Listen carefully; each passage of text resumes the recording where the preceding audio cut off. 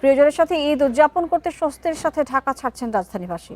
অগ্রিম কেনা টিকিটে ঈদ যাত্রা চতুর্থ দিনে ঝামেলা ছাড়াই গন্তব্যে যেতে পেরে খুশি যাত্রীরা। রেল কর্তৃপক্ষ বলছেন, ট্রেন শিডিউল ঠিক রাখতে নেওয়া হয়েছে বেশ কিছু ব্যবস্থা। একই সাথে বিনা টিকিটের যাত্রীদের ঠেকাতে নেওয়া হয়েছে 3 স্তরের তল্লাশি। সরকারি চাকরিজীবী এনামুল হক স্ত্রী সন্তান সহ যাচ্ছেন কিশোরগঞ্জে। সকাল 10:30টায় তার ট্রেন কিশোরগঞ্জ এক্সপ্রেস প্ল্যাটফর্মে পৌঁছে নির্ধারিত সময়ে। টিকিটবিহীন কোনো যাত্রী স্টেশনে না আসতে পারায় ট্রেনগুলোতে নেই কোনো ধাক্কাধাক্কি বা মানুষের গাদাগাদি।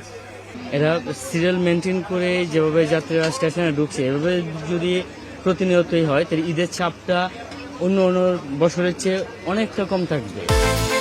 বিকাশ পেমেন্টে 10,000 টাকার বেশি অফার। শপিং চলছে তো। ব্যবস্থা খুবই সুন্দর এবং যাত্রীরা সুশৃঙ্খলভাবে যাইতে পারছে তাদের গন্তব্যস্থলে।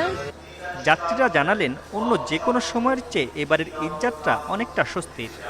এসে দেখলাম কমলাপুর রেল স্টেশনের অবস্থা খুব ভালো। যথাসময়ে টাইম টেবল ট্রেন যাইতেছে এবং যাত্রীরা আরাম আয়েশ মতো বসতে পারতেছে।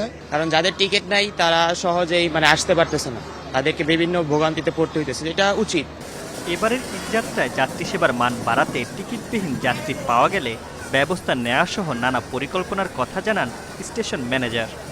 ঈদ উল ফিতর উপলক্ষে যাত্রী চাপ যেহেতু বাড়বে, এটাকে কেন্দ্র করে রেলওয়ে কর্তৃপক্ষ 5 জোড়া স্পেশাল ট্রেন পরিচালনার সিদ্ধান্ত গ্রহণ করেছে। অলরেডি আজকে থেকে স্পেশাল ট্রেন পরিচালিত হচ্ছে। স্টেশনে অবৈধ অনুপ্রবেশ এবং বিনা টিকিটের যাত্রী প্রতিরোধে রেলওয়ে কর্মচারী, রেলওয়ে নিরাপত্তা বাহিনী এবং জিআরপি সদস্যগণ নিয়োজিত আছেন। রেলওয়ে কর্তৃপক্ষ বলছে, ট্রেন শিডিউল ঠিক রাখার সর্বোচ্চ চেষ্টা করা হচ্ছে। একই সাথে বিনা টিকিটে কেউ যাতে ট্রেনে উঠতে না পারে সেজন্য আছে 3 স্তরের তল্লাশি। Mamunur Rahman, independent news, Dhaka.